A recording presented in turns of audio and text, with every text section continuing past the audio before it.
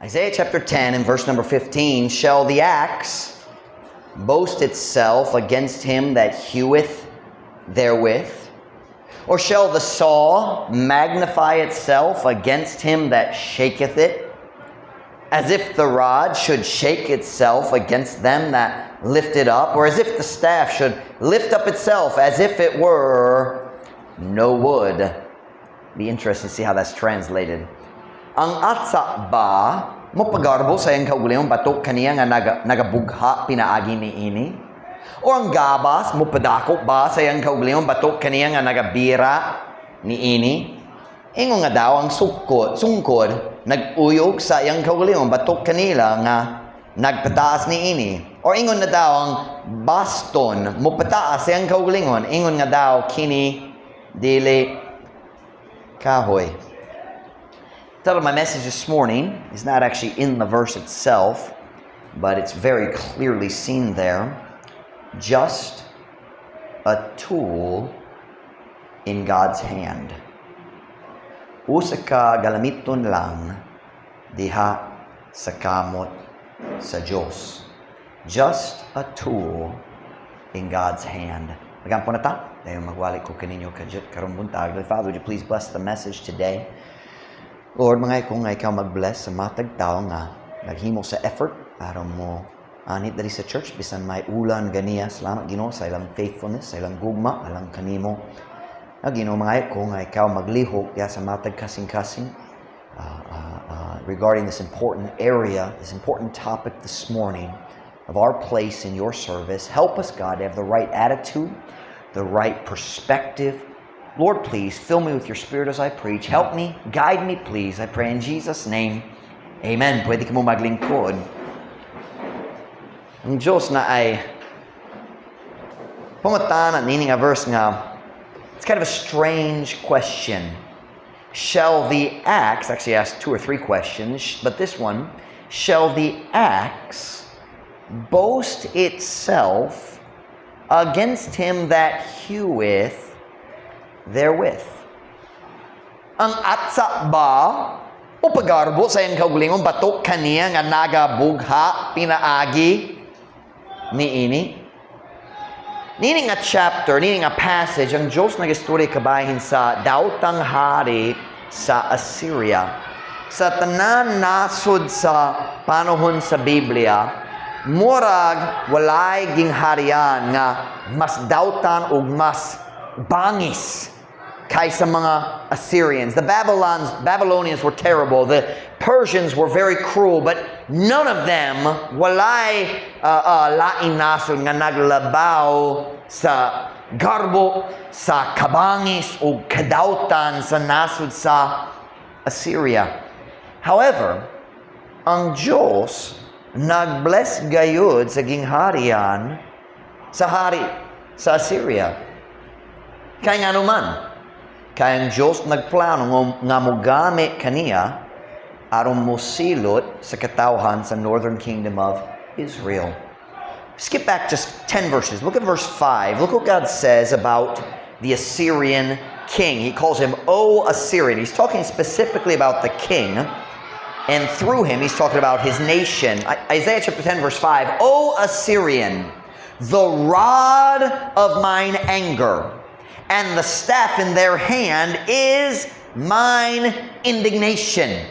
O Assyrian hon, ang sungkod sa akong kasuko, o ang baston sa akong kamot, mao ang akong kaligutgud. The word here, rod, is translated as sungkod. It could also be translated as bunal.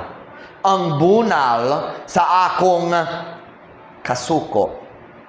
God says to the king of Assyria and to his people, I am going to use you as the rod to punish my people.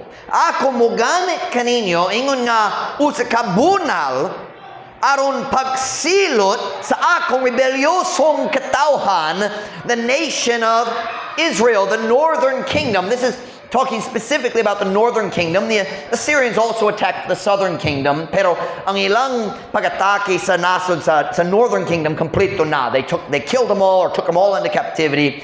Hingpit gayon ang ilang pagsilot batok sa northern kingdom.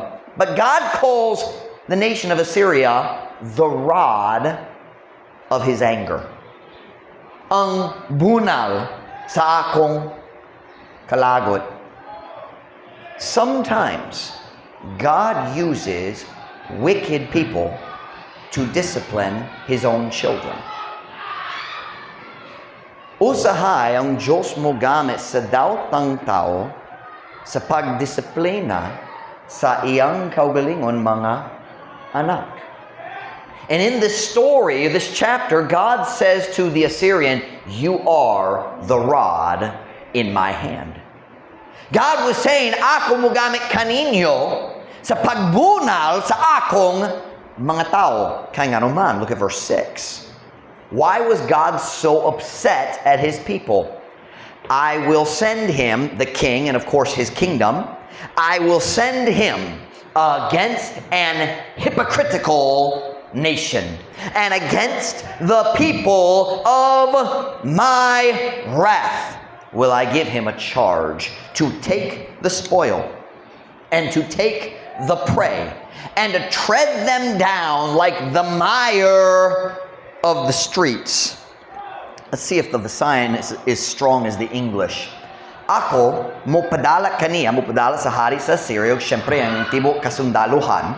Ako mupadala kaniya, batok sa usa ka, tigpakaaraw ni ingnon nga nasod. O batok sa katawhan sa akong kapungot.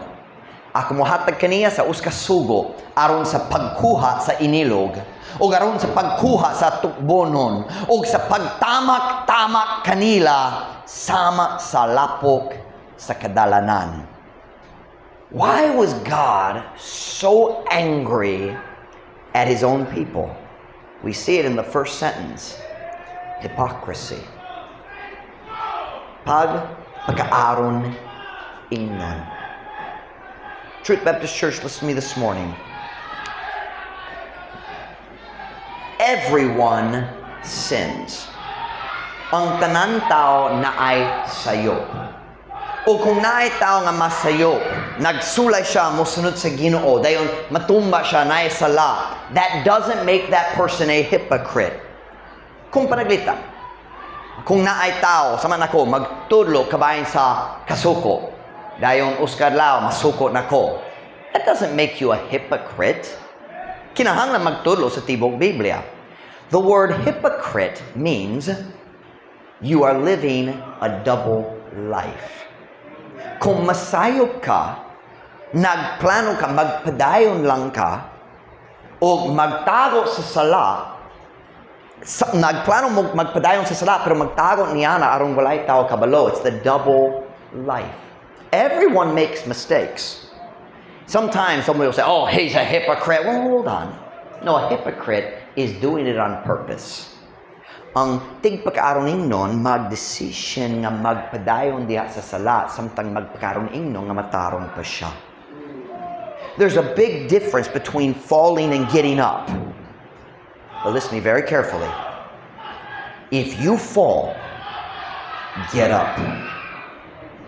Ayaw pagtago niya na, kay kung ikaw magtago niya na, magpadayon ka. Confess it to God, get up and follow God. Be very careful of hypocrisy. Now don't misunderstand me.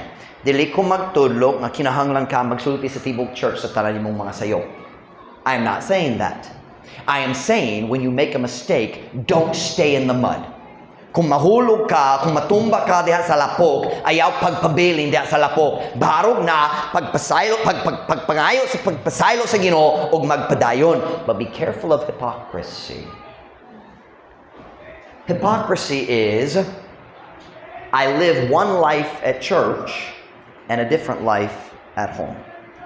Naius ka kinabuhi diha sa church, nailaing kinabuhi sa balay. Me say today, God hates hypocrisy. Ang Diyos nagdumo niya nga doble Kasi pagkadoble? I don't know how to say that. Double life. Let me tell you something today. True Pastors, listen to me. Makauwat ka sa pastor. Makauwat ka sa laing mga membro. Pero dili ka makauwat sa Diyos. Siya nahibalo. Siya nahibalo. Si Pastor Mike, what does he know? Unsay ang nahibaloan? Tanan. Kana nga sala nga kitago nimo sa last week. Siya kabalo. Siya kabalo. Wala siya nahibalo lang sa atong mga buha. Nahibalo pud siya sa kasing-kasing diin sila nagikan. He knows your heart. He knows the reason you do what you do. And He recognizes hypocrisy instantly. Turn with me to Jeremiah chapter 17, verse 9. Jeremiah chapter 17, verse 9.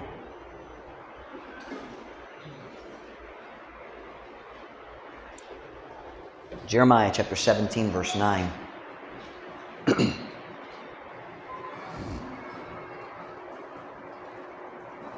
I have seen it again and again and again. Balik-balik, nakitaan ako. Na ay membro, musulod sa church, maluwas na siya, magsugod og sunod sa Ginoo. And then hinay-hinay, mabugnaw ang kasing-kasing, og malibog ang pastor, malibog ang mga membro, kay murag sakto gyud ang tanan.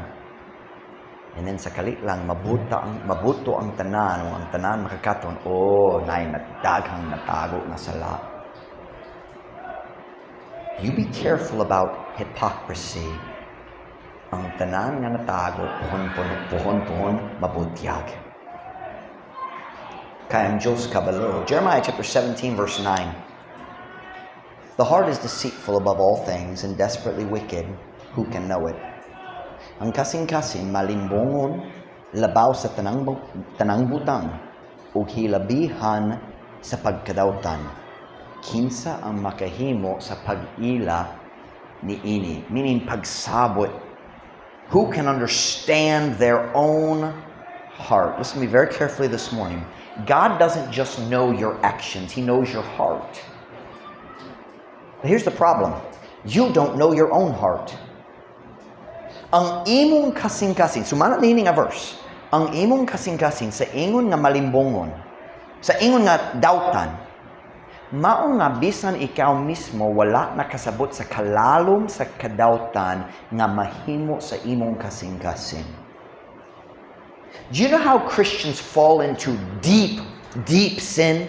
Kabalo ba ka unsaon nga mga Kristohano hulog, matumba, mapukan nato sa lalong kayo laway nga sala. I'll tell you how it happens.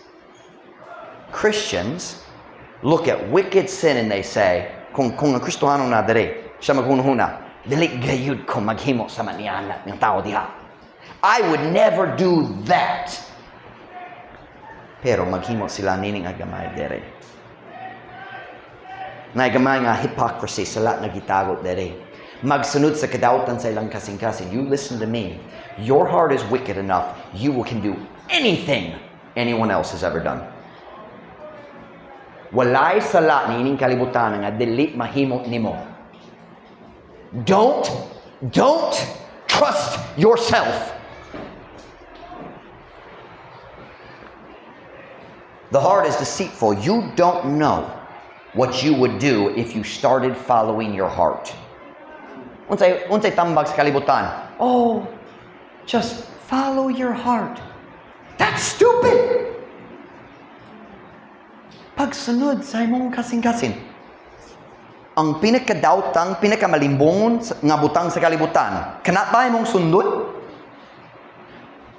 Why klaro ni sa kalibutan na to? Never trust your heart. Never trust your heart. Kung ikaw magsugod og sunod sa imong kasing-kasing, wala kay idea sa kanamo dalat nimo. But look at the next verse. Verse 19 says, you don't know your heart. But look at verse 10.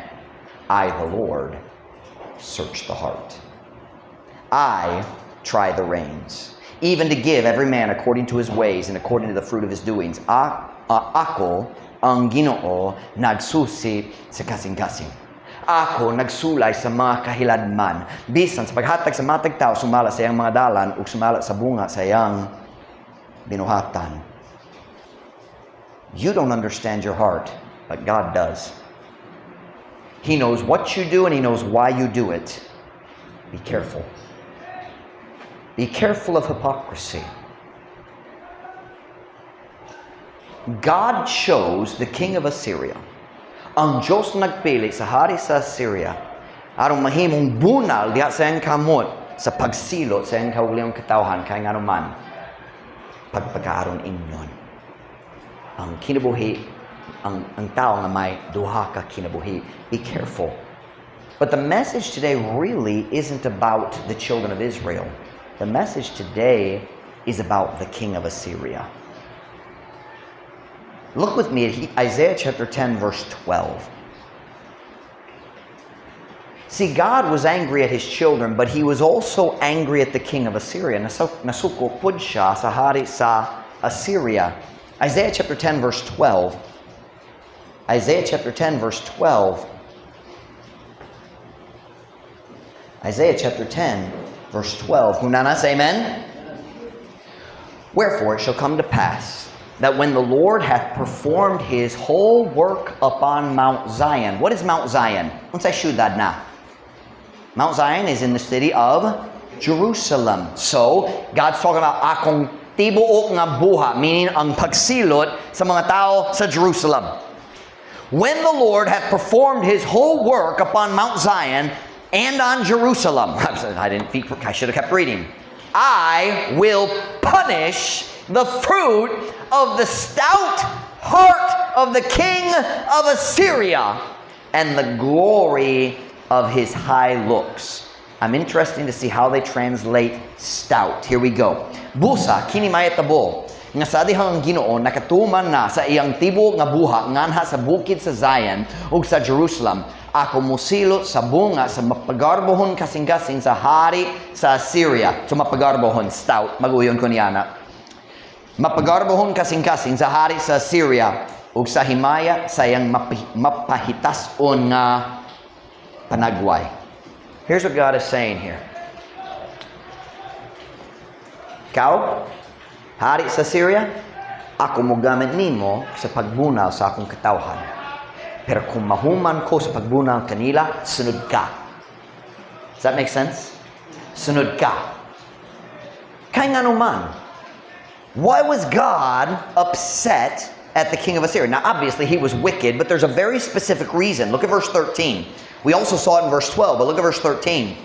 For he, the king of Assyria, for he saith, by the strength of my hand, I have done it, and by my wisdom, for I am prudent, and I have removed the bounds of the people, and have robbed their treasures, and I have put down the inhabitants like a valiant man. Kay siya nagiingon, pinaagi sa kusog sa akong kamot, ako nakahimo niini, ug pinaagi sa akong kaalom, kay ako mabuod, ug ako mibalhin sa mga utlanan sa katawhan, ug mituli sa ilang mga bahandi, ug ako nipaubos sa mga lumulupyo sama sus ka maisog nga tao. What happened to the king of Assyria? God used him to punish his own people, and in his prosperity, he got proud. Ang Diyos nagpanalangin kaniya temporaryo aron mogamit kaniya sa pagsilot sa kadautan sa nasod sa Israel. Pero diya sa iyang kauswagan, nahimo na siyang mapagarbohon. Watch now, watch. God said, "You're the rod of my hand." The king of Assyria forgot a very simple truth. He was just a tool in the hand of God. Siya usa lang ka galamiton. Usa lang ka instrumento. Usa lang ka martilyo or bunal or just a tool. He forgot, or we might be true, he never knew. Look at verse 14. Nagpadayon siya diha sa enggarbo And my hand, kini ang hari sa Syria gihapon, and my hand hath found as a nest the riches of the people, and as one gathereth eggs that are left, have I gathered all the earth. And there was none that moved the wing, or opened the mouth, or peeped. I'm not going to read the Visayan. Let me explain it real simple. Here's what he's saying here. I can do whatever I want, and nobody can stop me. Walay tao mo tubag, walay tao maghimo sa bisan unsa. They don't move. They don't move. Kaya nahadlog yun sila nga sila sunod. Pagapatyon nako. He said, I can do what I want. Walay tao makapugong nako. And now we come back to our text verse. Look at verse 15.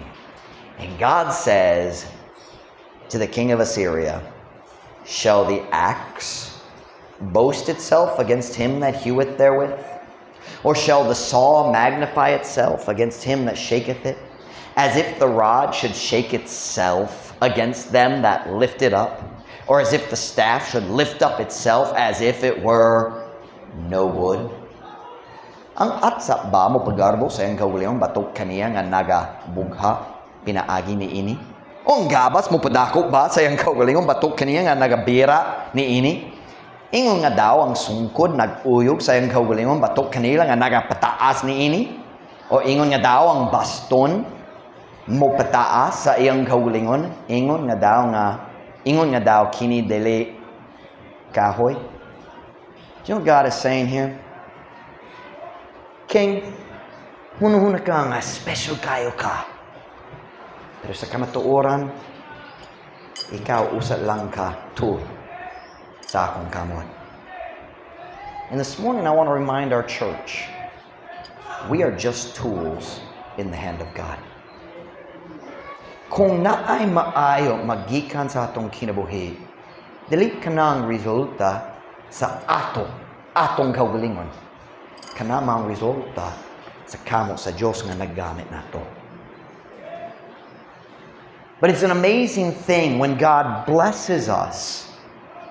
It's so easy for pride to come in. Kung Diyos magpanalangin na to, bisan diya sa espirituhanon, mahimo na kang hanas sa soul winning. Ikaw naggigamit sa Diyos sa pagtabang sa tao. Wow, nag-share ka sa grupo, daghang tao na luwas. It's very easy, even in spiritual blessings, for us to get proud. And may I just remind you, pride still goes before destruction.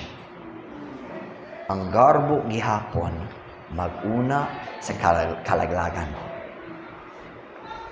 I just want to remind our church this morning, it is a wonderful thing to be used of God, but God does not use us because we are special. We are just tools in His hands. Nindot kayo ang kinabuhi sa pagpangalagad sa Ginoo. Pero dali siya mo gamit na to tungod special ta. Ang Ginoo mo gamit na to tungod maayo siya, gamhanan siya, o siya kabalo unsa ang paggamit sa atong kinabuhi.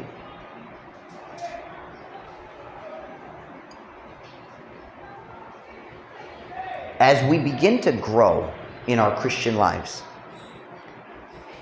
kung naay Kristohano nga mahimo ng ligon sa iyang Kristohanong kinabuhi, and the devil starts to realize, dali na kong makadani kaniya pinaagi sa, mga sala sa unod. Dali na kong makadani kaniya pinaagi sa, ilimnon, or pinaagi sa pagpanguyab, or pinaagi sa dautang kalingawan, na ay usa ka galamiton nga magamit pa sa yawa diha sa kinabuhi sa pinakalig-o nga Kristohanon. And that is the tool of pride. Ang galamiton sa garbo. If the devil can't get you to fall into sin, he'll try to get you to fall into thinking you're special because you didn't fall into sin. Did y'all get that? Kung yawa, dali makapapukan nimo nga to sa sala. Magsulay siya, magpapukan nimo nga to sa garbo. Nga, tungod kay wala ka napukan sa sala. I want to remind us this morning, we're just tools. Galamiton lang ta diha sa kamot sa Diyos. And tools have nothing to brag about. Ang mga galamiton. Is there a more common word than galamiton? That's it, right? Galamiton. Kana. Kini ang tools. Wala siya rason na magpasigarbo. I want to give you 4 statements today. Very obvious truths about tools and how that associates with humility. 4 statements. Gillette's going to help me this morning. There's a marker already there, Let. I did not print this, but their points are very short. Number 1, a tool is created.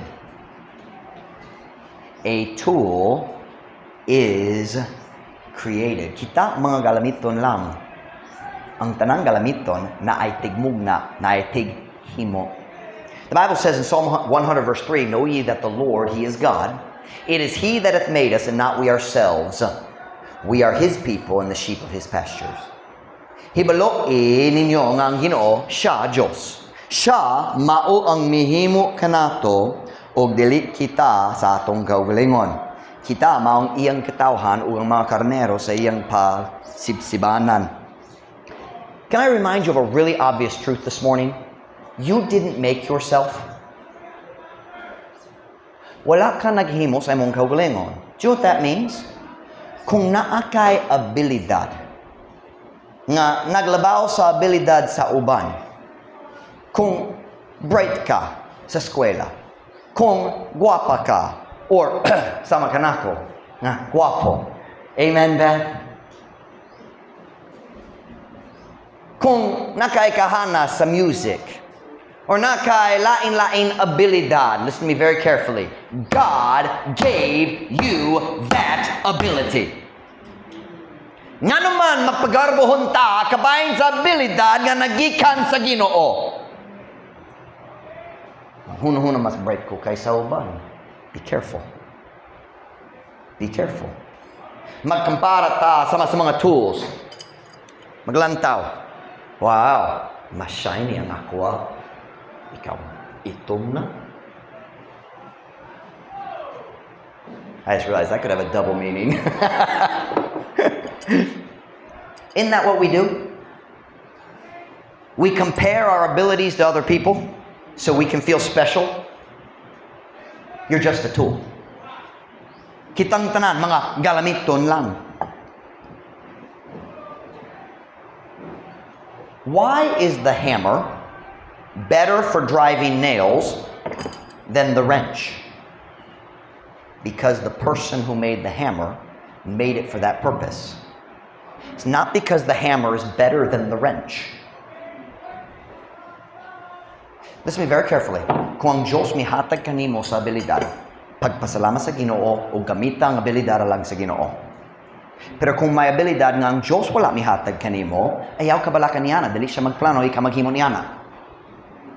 We worry too much about, oh, I wish I could sing like them. I wish, nga naman dili ko, guwapa, nga naman,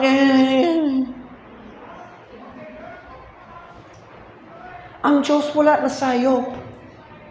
Are you listening to me? Ang Ginoo walay sayop. Girls, God did not make a mistake when He formed your body. Are you listening? Naulaw ko sa akong ilong. Kai!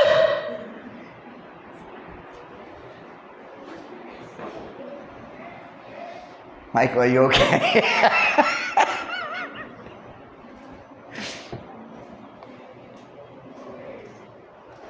Some of you, masinahon sa uban. Oh, mas bright siya sa eskwela. Naglusod ko sa eskwela. Oh, stop it! Pag makugihon, gamita ang abilidad nga gihatag kanimo sa Diyos, o gayaw ka bala kabayan sa uban. Ang Diyos mihatag sa matag tao sa lain-lain na special abilidad alang sa iyang gingharian. Don't worry about everything else. God has a plan for you. And don't compare yourself to others. We get proud about such stupid things. Have you ever noticed, mapagarbahon natakabayan sa mga butang nga way labot sa atong kaugalingon person? It doesn't come from us. People get proud because they're pretty. You didn't make your face. Diba? Unsa ba? You're not allowed to preach to the pastor. You're not allowed to preach to the pastor. I can't help it that God made me more handsome than everybody else. I can't help it.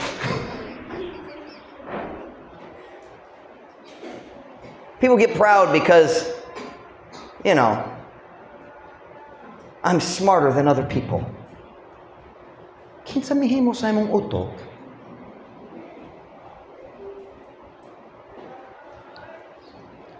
God made you. Watch now. The person who made the hammer is smart, not the hammer. Wala tayo raso mahimong mapagarbohon. We could avoid so many arguments if we stop comparing ourselves to others. Unsa atong hunahuna kung ang mga galamiton salud sa toolbox kanunay makilalis kinsa pinaka-importante? Silang tanan importante. Number one, a tool is created. Can I say, undangi ang hunahuna nga mas mayo ka kay suban kay nakay abilidad ug siya wala. Oh, I know what some people say about this. Oh, pero ako na ay kalig-on sa batasan. Ako ang nagpamunga niya. I'm the one who developed character. Ako nagkugay. Paul said, by the grace of God, I am what I am. Gawa sa grasya sa Diyos, wala kay mayong batasan. Number one, a tool is created. Number two, a tool requires an outside source of power. Let me tell you something about hammers. Ang martilyo, walay pulos, kung walay kamot nga mag-swing sa hammer. The hammer is heavy because it was made to beat nails in. Pero kung walay kamot, walay pulos. And the Bible says, we as children of God, Jesus said it this way, without me, He can do nothing. Gawas kanako, ikaw, walay mahimo. Ang motorcycle, walay pulos, gawas sa gasolina. Ang bala sa pusil, walay pulos, gawas sa, I forgot the word for gunpowder. Pulbora. Kana na pulong inyong gisulti, sakto na. A bullet is worthless without gunpowder, and a Christian is worthless without Jesus. I am the vine, ye are the branches. He that abideth in me, and I in him, the same bringeth forth much fruit. For without me ye can do nothing, meaning nothing good. Ako'y daghang mahimo, pero walay maayo. Walay long term. Walay nagalungtad nga maayo. Without me ye can do nothing. I'll tell you why we see ruined lives. Ako mo mo sa rasa, makikita ta sa mga kinabuhi nga nagguba, bisan asa ta mo adto. Kini nga kalibutan na puno sa mga tao nga nagatuo nga dali sila kinahanglan sa tabang sa Dios. Ako makapaandar sa akong gawulihang kinabuhi. Kaya na ako. Gikan sa House of Congress, ngadto sa prison house, nagguba ang kinabuhi. And you know it's true. Well, we're still having the hearings, I'm sure, on the corruption of the flood prevention stuff. I'm sure kana madugay mga tuig na, di ba? It comes from the top all the way to the bottom. Truth Baptist Church, we need God.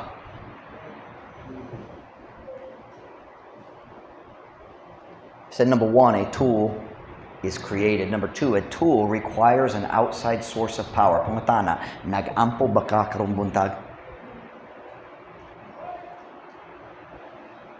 Kung wala ka nag-ampo karong buntag, wala ka nagatuo nga kinahanglan ka sa tabang sa Diyos. I mean, you might know it, but you don't really believe it. There's a difference. Kung ang kahibalo, dali mag-affect sa decision, wala ka nagatuo gayon ni Ana. Dalit ang malimo sa atong kinahanglan sa tabang sa Diyos. Number one, a tool is created. Number two, a tool requires an outside source of power. Number three, a tool requires guidance. Have you ever smashed your thumb with a hammer? Kinsa nag-experience ni Ana? Sayon kayo, nailansang. Ug ang panday, murag sayon kayo, di ba? Yung bam! Ako kaya. Di ba? Unsay diferensya? Ang kahana sa kamot. Ang panday kabalo, ikaw wala. Di ba? Nainumdum ko sa akong batanon, nag-work ko sa construction crew. Uskad lao, nagsulay ko na taas kayo, 4-inch nail. Nagsulay ko magtangtang, pero di na ko kaya. Hapit nagpitay ko, na ko'y hagdan na, nagsulay ko mukuha sa nail. Kalit lang natangtang, wham! Right there! Don't do that. Listen, gamhanang ang martilyo, pero if it's not in the hand of a skilled panday, ang martilyo magdaot lang. It's a great Visayan expression, panday pangdaot. Nindot! May daghang Kristohanon nga panday pangdaot. We need not only God's help, we need His guidance. You don't know what's best for your life. Wala ka kabalo unsa ang maayo alang sa imong kinabuhi. Say, Pastor Mike, how do you know that? Well, tanawa unsa naitabo kung musunod ka sa imong kaugalingong plano. Mahimo na kang miserable. Ang mga relasyon madaot, ang kalipay mahanaw, ang kalinaw wala na. You need God to tell you what you should do. You need wisdom.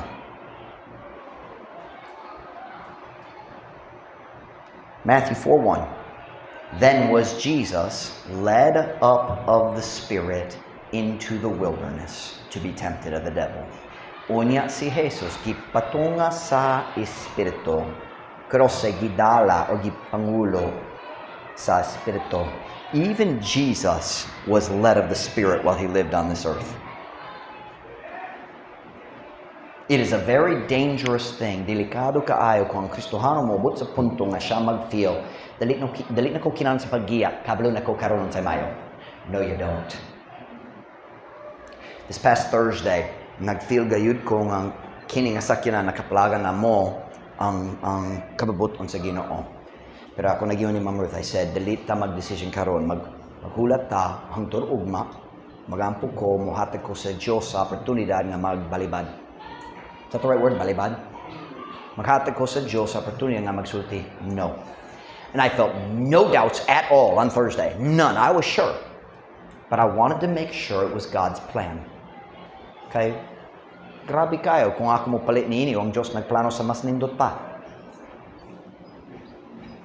Kung naay problema sa makina, ang Diyos kabalo, garang kumuhatag kaniya sa oportunidad, magpugong nako.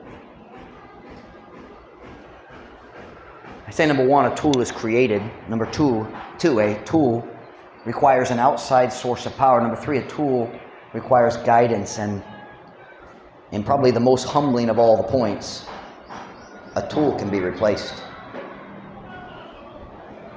Ang galamiton, ang uskad galamiton, mapulihan. Is that the right word, Let? Mapulihan. Can be replaced. Truth Baptist Church, listen to me very carefully. One of the most dangerous times in a servant of in the life of a servant of Christ. Wala ko nagistorya kabayan sa tao nga, wala nagalagad sa Ginoo. I mean somebody who's serving God, ang Diyos naggamit sa iyang kinabuhi.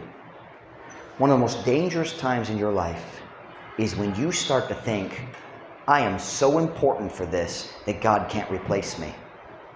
Yes, He can. Listen to me now. The Pitan needs our church. The Pitan needs us to live right, but here's the truth. God doesn't need us.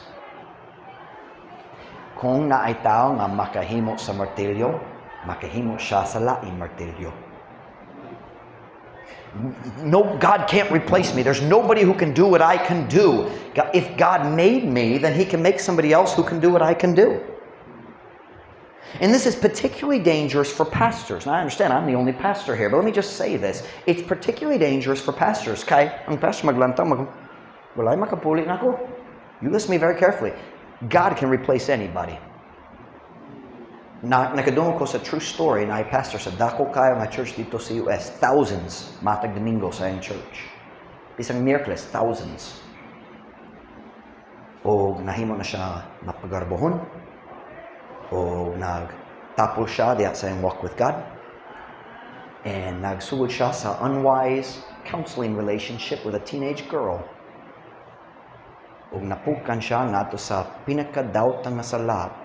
Nag-cheating siya sa iyang asawa uban niini nga teenage girl. Siyempre, kana gitago pipila ka semana ra. Dili madugay na. Pasi pipila ka bulan pero dili madugay na. Dili mahimo. Ang Diyos nagbutyag sa iyang gibuhat. Nalimot siya sa iyang cellphone diya sa pulpit.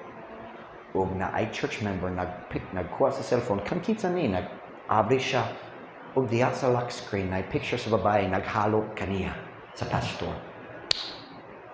Unsa kadako sa imong garbo nga maghuno-huno, walay tamod mo, sakop ni mo.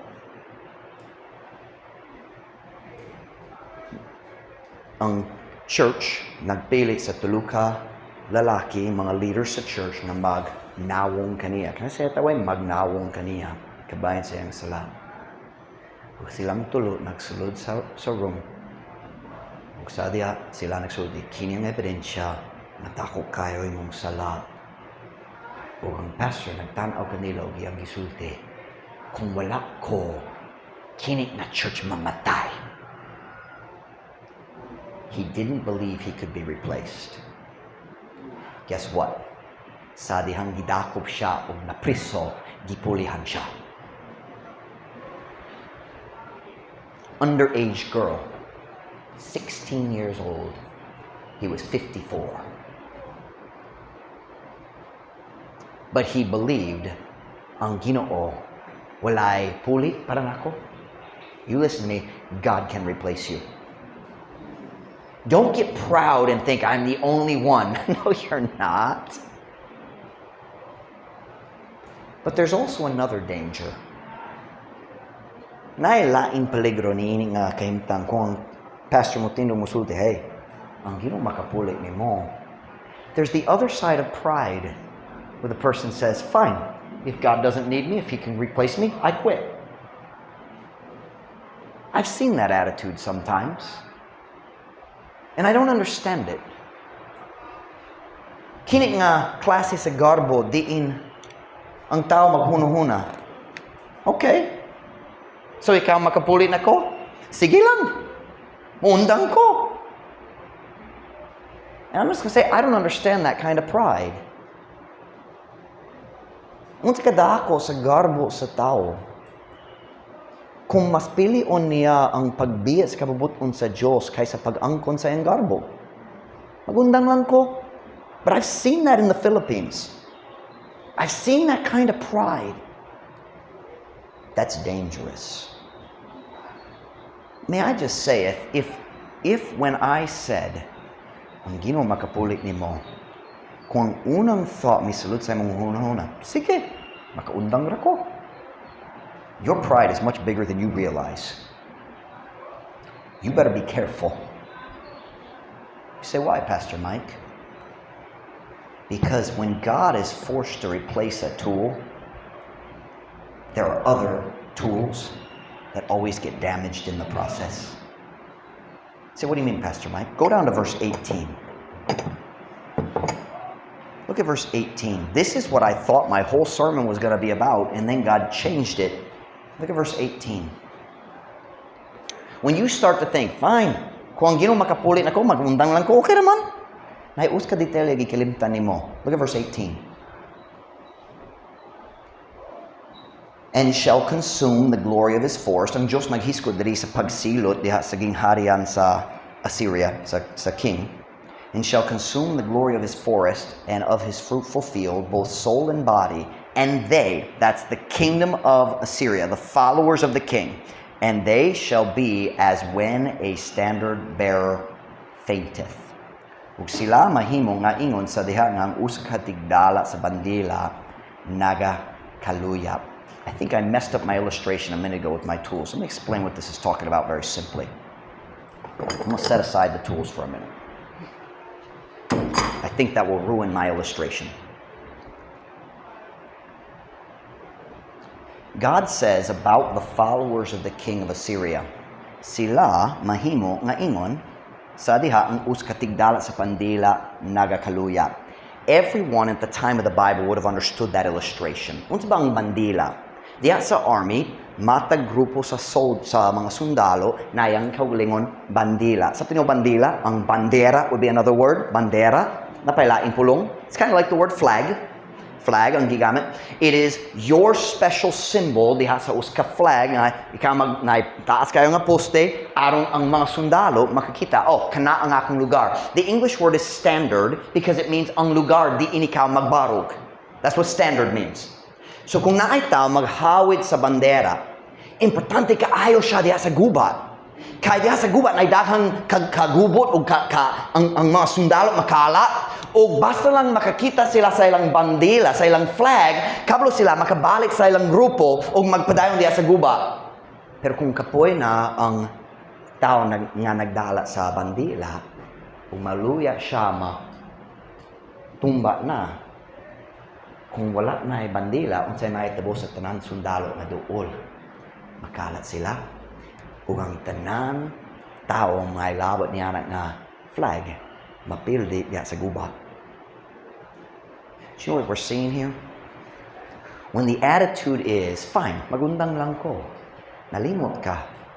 Na ay mga tao depende sa imong bandila. So my question is this. If you fall, kinsa mapukan uban nimo? You say, oh, walay tao mo sunod ako, naay tao. What about your manhood? Pastor Mike, dili ko kinikanan. Batanon pa ko. Imong manhood mo sunod nimo. Kung nga mga kinikanan, wala mong kabalo sa pagkiimportante sa imong pagsunod sa Ginoo para sa imong anak. Say, Pastor Mike, I don't have kids. Somebody is following you. Naay tao nga nagbantay sa imong bandera. Ug kung maluya ka o muundang, moantos ang tanan nga nagdepende nimo. Listen me now. Pride is an incredibly dangerous sin. It can cause us to feel like, oh, dili ko mapulihan, God has to keep me, it doesn't matter what I do. But on the other hand, it can make us say, fine, dili ka kinanan ako mong undang. That's pride on both sides. Be careful. Somebody is depending on you. One day, you'll have kids. Bisan wala pa kaya na karon, puhon na kaya na. How many young people have left our church and destroyed their future children before they were even born? Nagubat na ang ilang anak, bisan wala pa na tao. I just want to warn our church today. Pride is the sneakiest sin in the Christian life. But if we remember, ako usa lang kagalamiton, ang garbo matunaw. Just a tool in God's hand. Let's be humble. Pagpaubos sa atong kaugalingon. Remember who we are. Just a tool. Nothing special. Just a tool. Ang tanan atong mahimo ang result sa pagkamaayo sa Dios, dili sa atong pagka-bright. We're just a tool. Tugon na mga ulo yung mga